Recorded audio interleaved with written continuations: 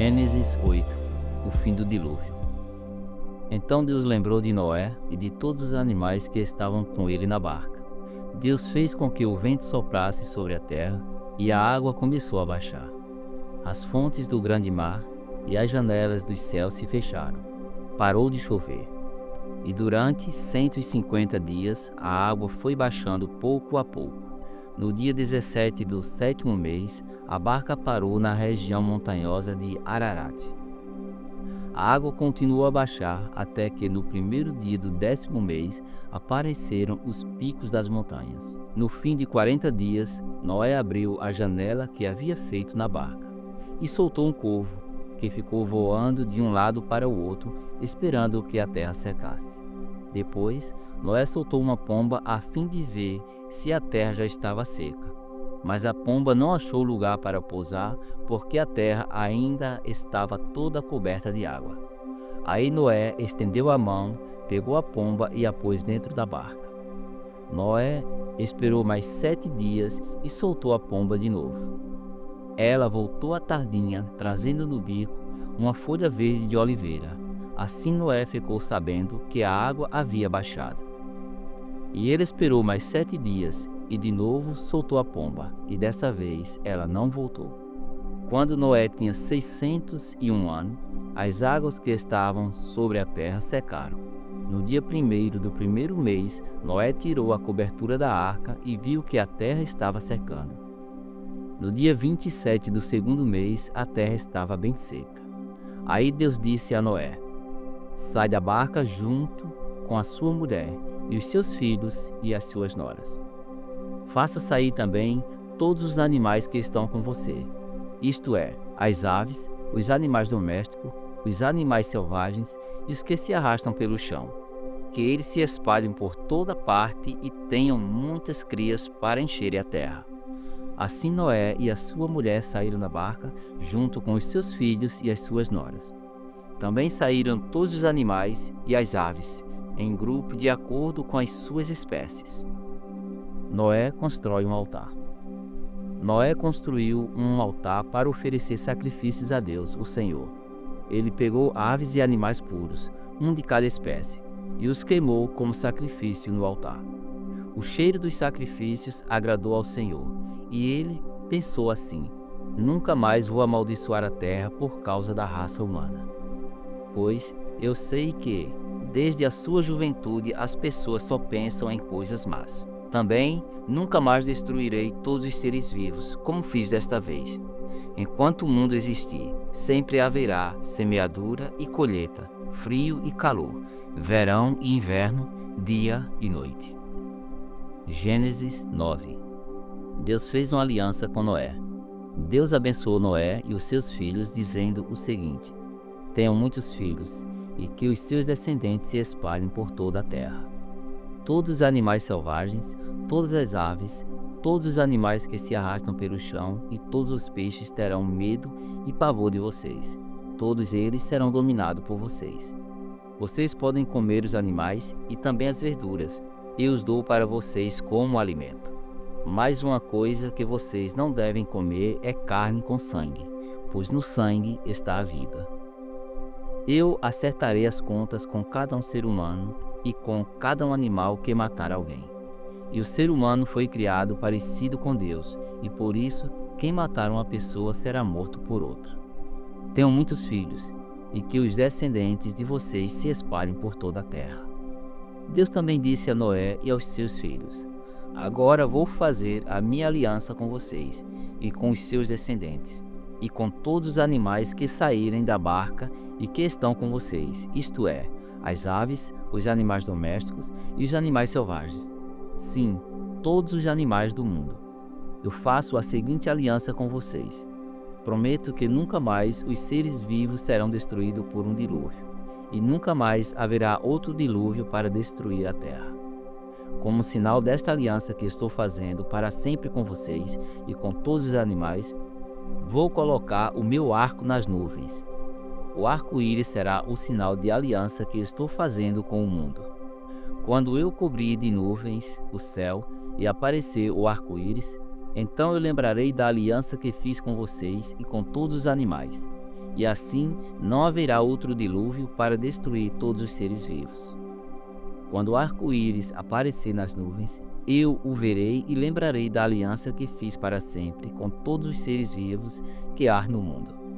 O arco-íris é o sinal da aliança que estou fazendo com todos os seres vivos que vivem na terra. Noé e os seus filhos. Os filhos de Noé que saíram da barca com ele foram Sem, Cã e Jafé. Cã foi o pai de Canaã. Esses três foram os filhos de Noé, e os descendentes deles se espalharam pelo mundo inteiro. Noé era agricultor. Ele foi a primeira pessoa que fez uma plantação de uvas.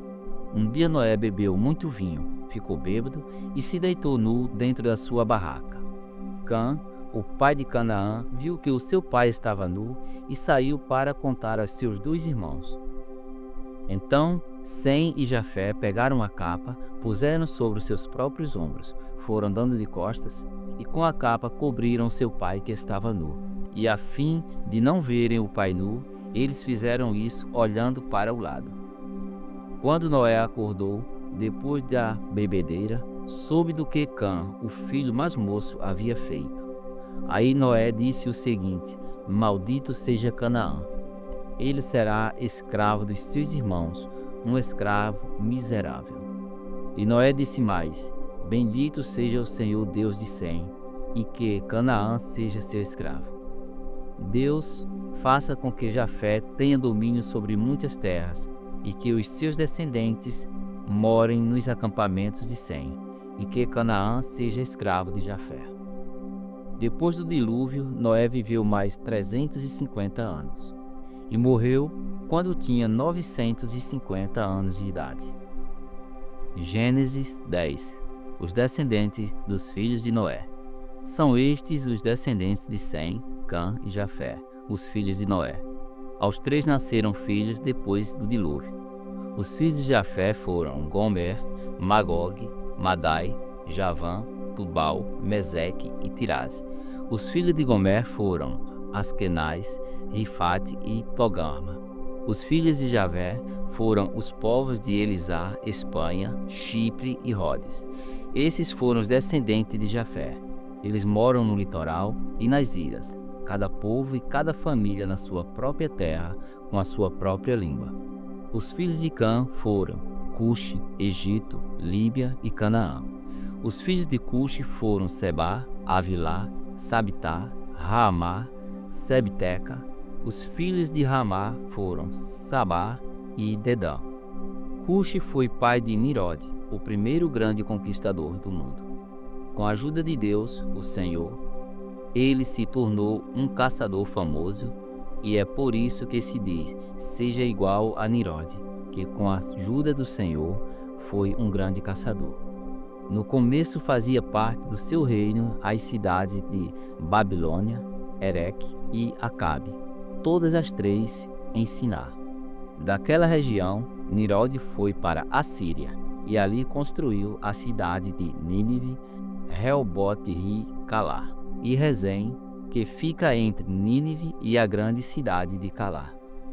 Os descendentes do Egito foram os povos da Líbia, Anã, Leabe, Naftu, Patros, Caslu e de Creta, de quem os filisteus descendem. Canaã foi pai de 2 filhos, Sidom, o mais velho, e Et. De Canaã também descendem os Jebuseus, os Amorreus, os Gigarzeus, os Eveus, os Arquitas, os Sineus, os Arvaditas, os Zemareus e os Amateus. O território dos cananeus se estendeu para o sul desde Sidom até Gerar, perto de Gaza, e para o leste foi até Sodoma, Gomorra, Admá e Zeboim, perto de Lassa. Esses foram os descendentes de Cã, cada povo e cada família na sua própria terra, com a sua própria língua. Sem, o irmão mais velho de Jafé, foi o pai de todos os hebreus. Os filhos de Sem foram Alão, Assu, Arpaxade, Lude e Arã. Os filhos de Arã foram Uz, U, Jeter e Mas. Arpaxade foi o pai de Selá, e Selá foi o pai de Eber. Eber foi pai de 2 filhos. Um se chamava Peleg, porque no seu tempo os povos do mundo foram divididos. O seu irmão se chamava Joctã. Joctã foi pai de Almadá, Selefe, Azarmavé, Gerar, Adonirão, Uzal, Dicla, Obal, Abimael, Sabar, Ofi, Avilá e Jobabe. Todos estes foram filhos de Joctã. Eles viveram nas terras que vão desde a região de Mesa até Cefá, na região montanhosa do leste. Estes foram os descendentes de Sem, cada povo e cada família na sua própria terra, com a sua própria língua. São estas as famílias dos filhos de Noé, nação por nação, de acordo com as várias linhagens e descendentes. Depois do dilúvio, todas as nações da terra descenderam de Noé. Salmos 4. Deus, meu defensor. Ó Deus, defensor dos meus direitos, responde-me quando eu te chamar. Eu estava em dificuldade, mas tu me ajudaste. Tem misericórdia de mim e ouve a minha oração. Homens poderosos, até quando vocês vão me insultar? Até quando amarão o que não tem valor e andarão atrás de falsidades? Lembrem que o Senhor Deus trata com cuidado especial aqueles que são fiéis a Ele. O Senhor me ouve quando eu o chamo. Tremam de medo e parem de pecar. Sozinhos e quietos nos seus quartos, examinem a sua própria consciência. Ofereçam sacrifícios como o Senhor exige e ponham a sua confiança nele.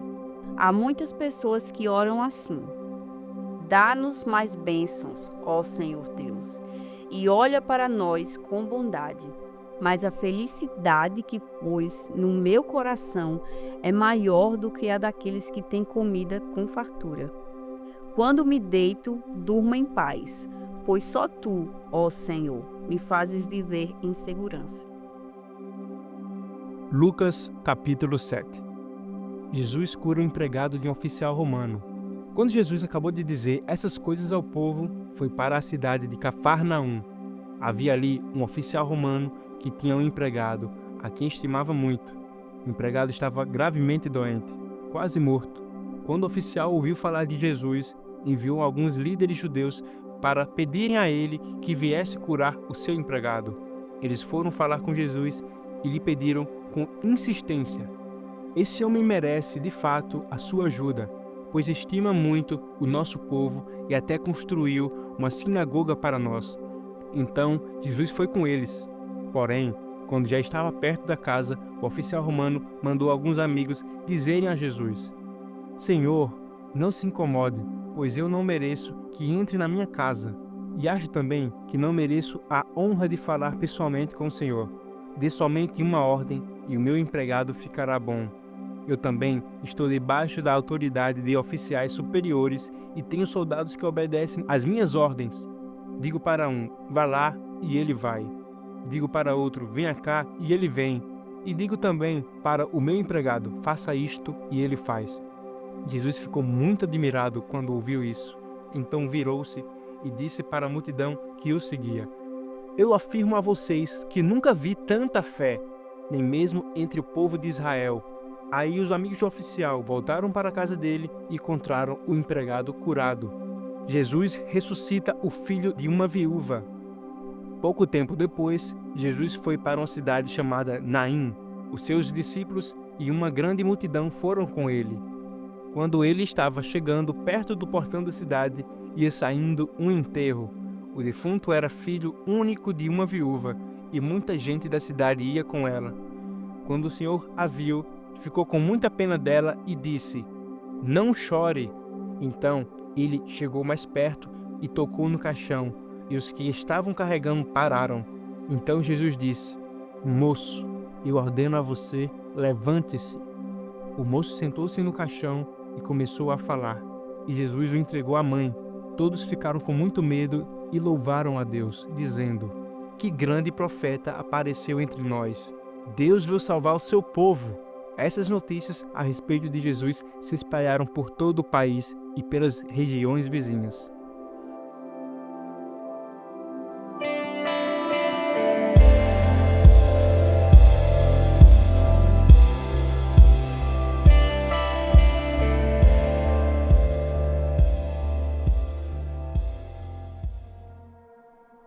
E para finalizar o nosso devocional de hoje, vamos para o momento de oração. Senhor, nós te agradecemos, Pai, por mais um dia. Obrigada, Jesus, pelo nosso alimento. Obrigada, Senhor, porque Tu és o nosso Deus, porque Tu és aquele que nos consola, Pai. Nós te agradecemos porque nos momentos de aflição o Senhor nos ouve. Nos momentos em que nós necessitamos da Tua ajuda, o Senhor nos ajuda, Pai. Muito obrigada porque não nos falta consolo, Pai, no dia do choro. Obrigada porque Tu és aquele que enxuga as nossas lágrimas e aquele que está presente na hora da angústia, Pai. Nós oramos, Pai, para que a Tua palavra possa continuar sendo o nosso alimento e o nosso consolo nos dias difíceis, Senhor. Vem nos acolhendo, vem nos abençoando nesse dia de hoje, em nome de Jesus. Amém.